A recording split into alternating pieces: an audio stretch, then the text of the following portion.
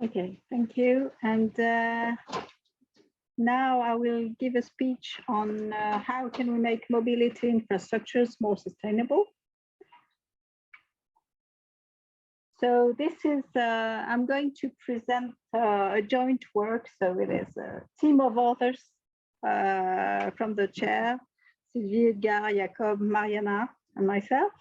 We produced two deliverables on socio-technical modeling of mobility infrastructures and also the exploration of sustainability conditions. So that's a bit the summary of our findings. And to introduce you this topic, so we have Selma, Frédéric, and Mathieu, who are in the Massy Palaiseau hub, which is nearby. You might know it. And they are really wondering how are they, we are wondering how are they sharing the public space with a lot of travelers, maybe cyclists, buses, very crowded. So a lot of questions about public space we're going to address here. So define urban mobility infrastructures first and explore the idea of this usage of public space and mediating time and space, the sustainability conditions, and some illustrations to make this practical. Oh, I'm missing some words, sorry. Okay. So this is related to the fourth task I presented earlier on mobility infrastructures. And so what we did, we tried to have this socio-technical modeling of infrastructures and examine what are the sustainability challenges.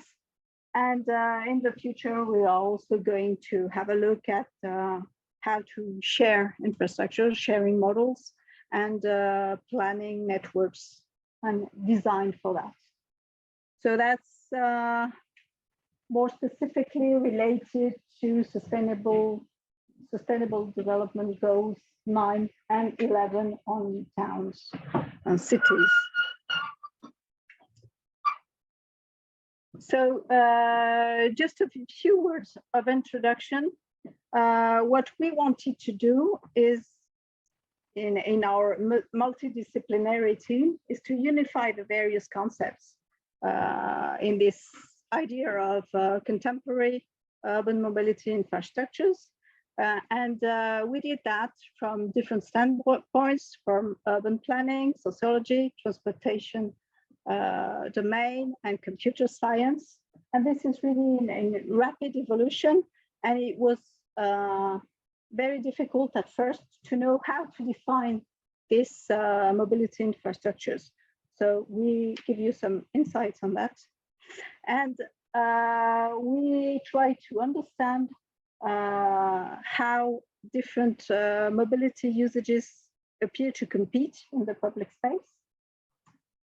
And lastly, what are the levers to make mobility infrastructures more sustainable and hopefully go beyond the reduction of greenhouse gases emissions, which is quite a lot, but we will try to investigate other levers. And a very simple question to start with, are vehicles part of the mobility infrastructure? That's where we started with. We had a lot of debate. So who thinks vehicles are part of it?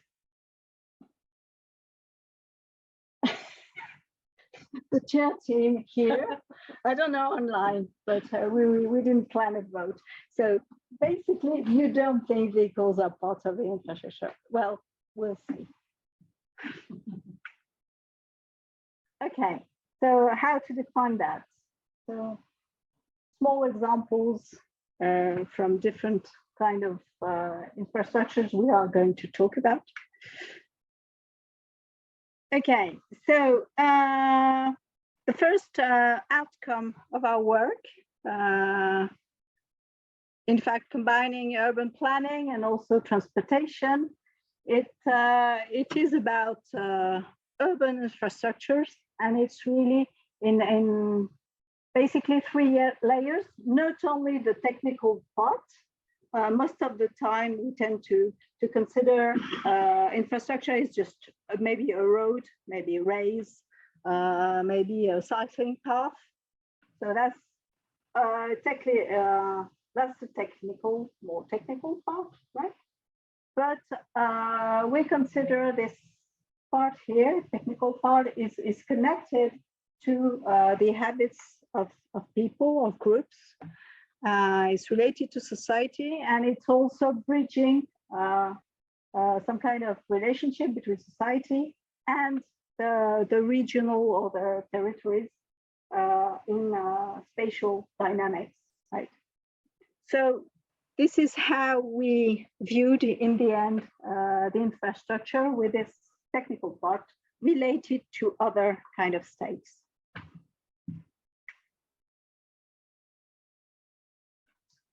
I'm not going to go through all this literature work, but this is to say we had a look at a lot of different authors who pinpoint different very important elements about urban infrastructures and also applicable to mobility.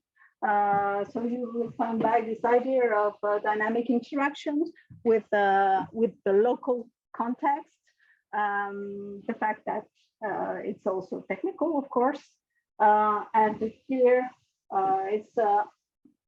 it's a window to explore relationships between cities, humans, technologies, and ecology. So that's really summarized in the previous slide.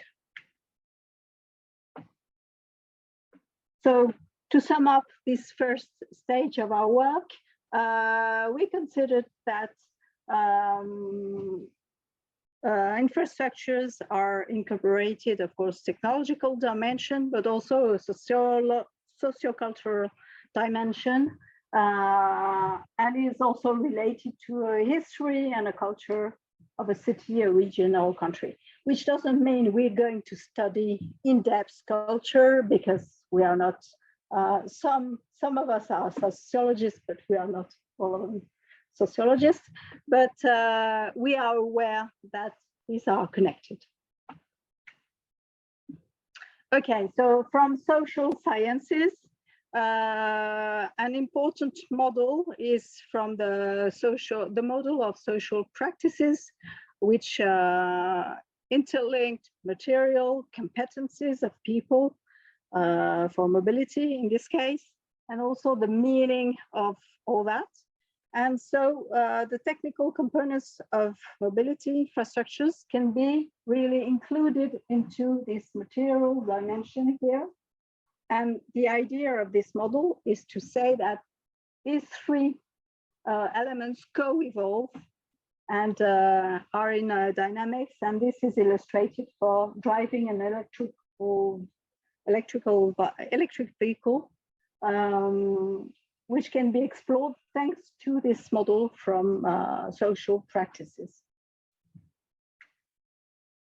But we also have models from computer sciences, and that was also the results of our collaboration with our partners as for the previous one. So it can be also seen in 4 layers, but this time inspired by this model of open system interconnections. So I'm not going to go into very much detail, but you will see the technical part here at the bottom. But here for this computer science viewpoint, which is important, is to say that we also have a digital infrastructure, of course. We need a coordination, and we have a lot of elements for operational management, for policies, etc. So that's another view for our urban mobility infrastructure, integrating or more focused on this digital management part. So next step is an investigation on the notion of public space which is really related to mobility infrastructure. And this idea of a link between time and space. That's mobility. What is mobility about? Linking time and space. So we have this first reflection, or based on some authors, on speed and slowness in towns or in cities. So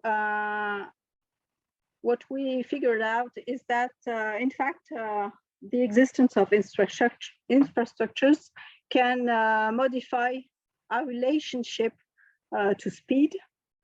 So, for instance, the speed bumps could, in a way, slow down speed, which is not really nicely phrased, but you can get the meaning of that, or just accelerate the feeling of slowness. So all this environment, in fact, can have some dynamic dimension between speed and slowness in town. So here is the idea, or the example of a foot passenger. And further, we pushed the idea of a kind of elasticity between speed and slowness through 3 examples.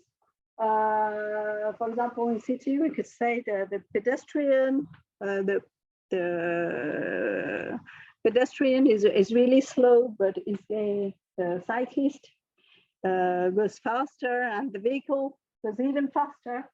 But in case of traffic, in case of many things, then it can be all reversed, because this one is stuck in the traffic jams, and this one goes a bit faster, and the cyclist is going in front of everyone. So we can have this kind of elasticity in the, and changes, dynamic changes in cities.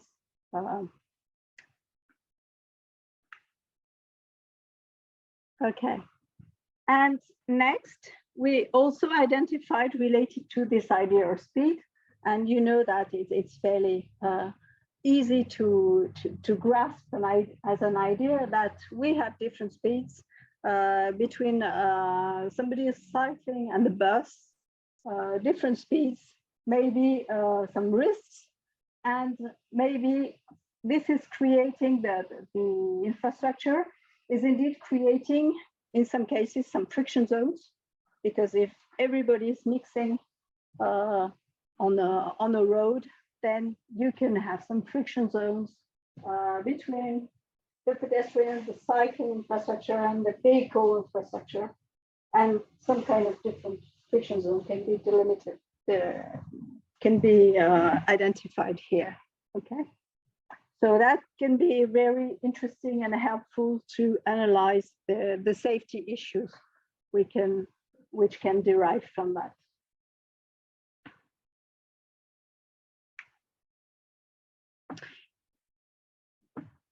So for this role, infrastructures mediate time and space through the idea of speed, and also about digitalization, difficult to say, the digital aspects of the social link. So this is related to really the digital practice of mobility. Nowadays, it really fosters this notion of being everywhere, at every minute. So what is called ubiquity, yeah. And we have this trend around these infrastructures on what is called individualistic nomadism, right? So this is really related to all this potential we have to move and to do many things on the move, thanks to digital objects or tools. And once again, this practice of mobility is related to time, and time is seen as a resource in this dense urban environment.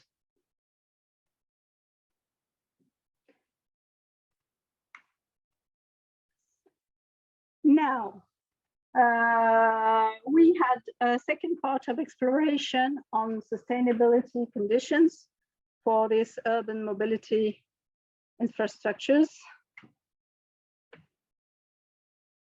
So our idea is to have a look and to take a look at this object in the context, of course, Julien mentioned it, of the national low carbon strategy. So what are the relevant elements of infrastructure we are going to look at? What is the appropriate, or what are the different levels of technology to address the challenges, and how to manage this interface between mobility, energy, and also digital infrastructures.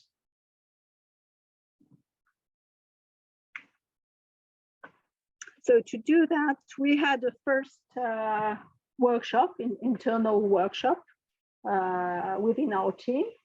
And we tried to have a first look into what we could call, into brackets, low-tech infrastructures and more high-tech or more technologically, with a more important technological content for infrastructures.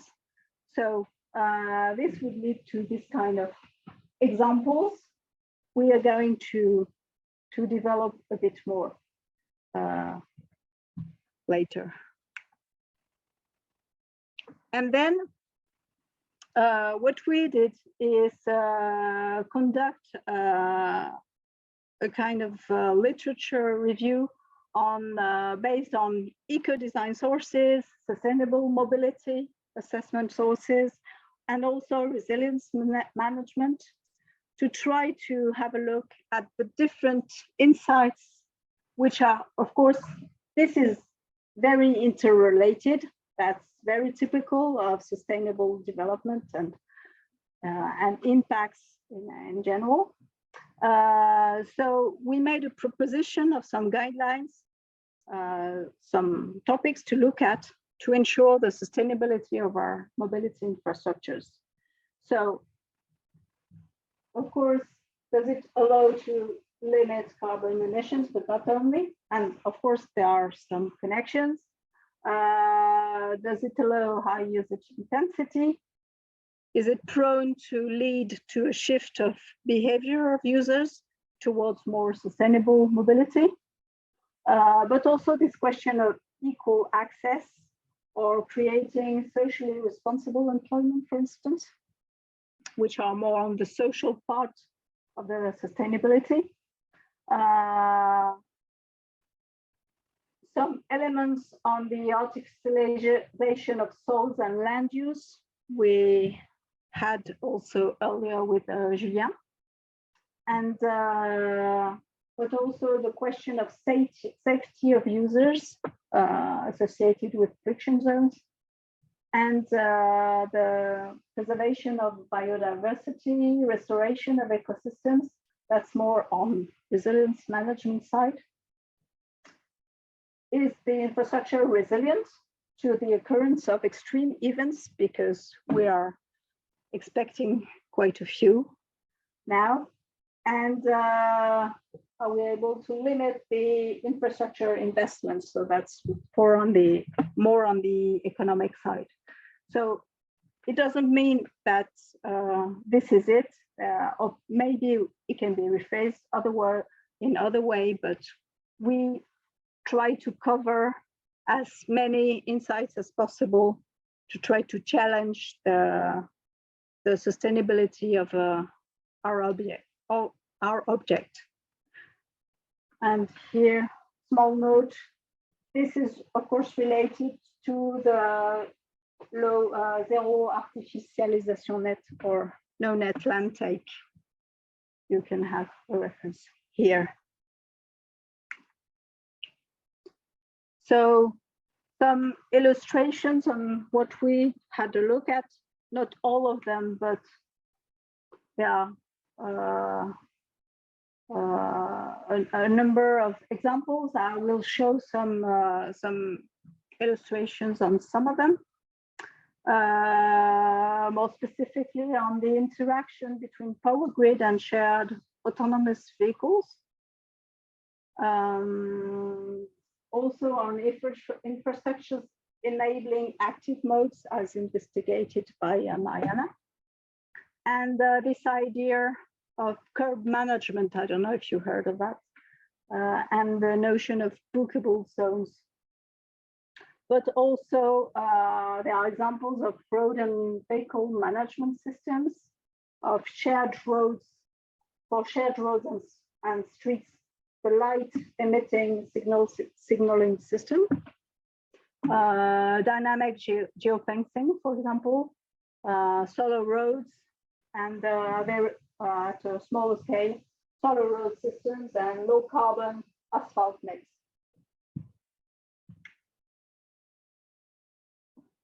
So here we have the work conducted in the Future Cities Lab, trying to investigate how power grid and shared autonomous vehicles can be connected.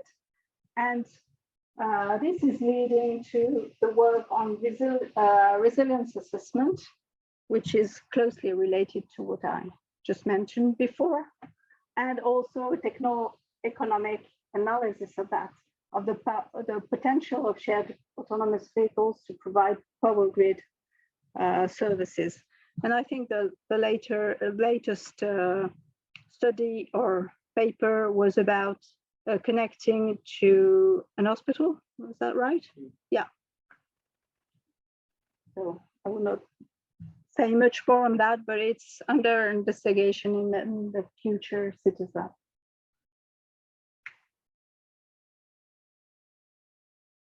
What about enabling active modes? And in this case, walking and also cycling. Interest beneficial for public health, for lowering carbon emission. In broader sense, is good for mobility justice. And we will see that it's often, in fact, underestimated in mass applications, but there are also risks for safety. So this has to be investigated further. And here, a little illustration of walkability context by Mariana, where we could see the difference in walkability, or currently how the zone is walked. So defining several areas between walked but walkable, etc.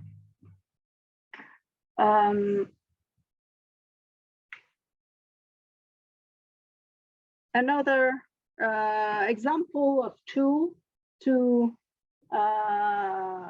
related to infrastructures enabling active modes for walking. Interesting to have a look at the open data tool to map the sidewalks. Here, it was developed in context of COVID to detail the width of city streets, and it's available here on La Fabrique des Mobilités.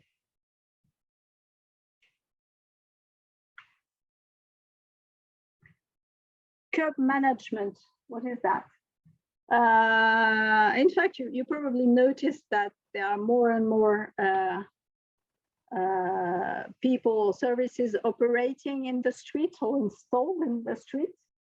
And the curb manager, what is that? Is an operator who is supposed to match in real time a curb offer with needs.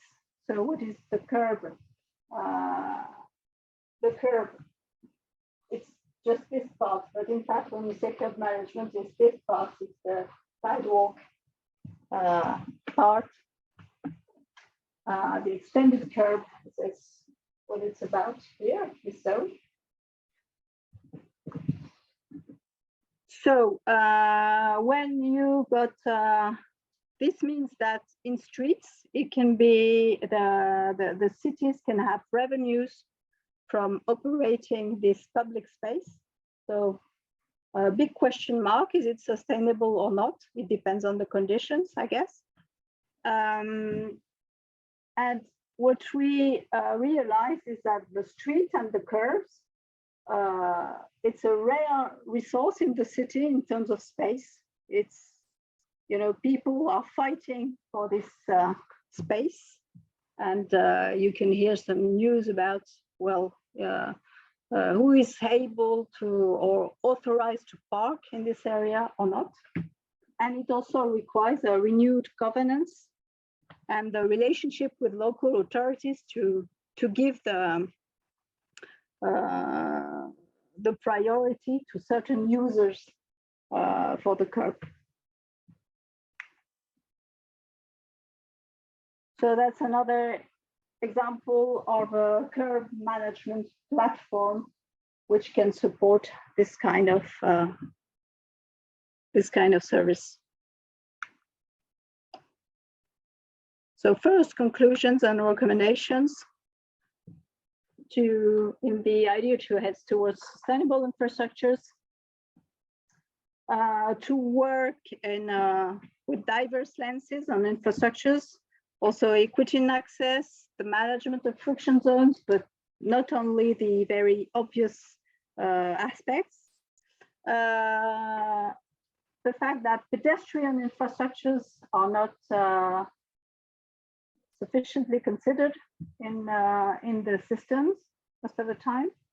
Work with the technological integration and the just sufficient options, and work on the connection and interfacing between systems of infrastructures, meaning that connecting mobility, energy supply, and digital systems. And of course, in the context of crisis, energy, but not only, how to envision the future of these infrastructures is a very important question. So that could be another track of trying to connect these two tasks by exploring future scenarios for mobility and urban infrastructures. That's how we could bridge all this. Thank you.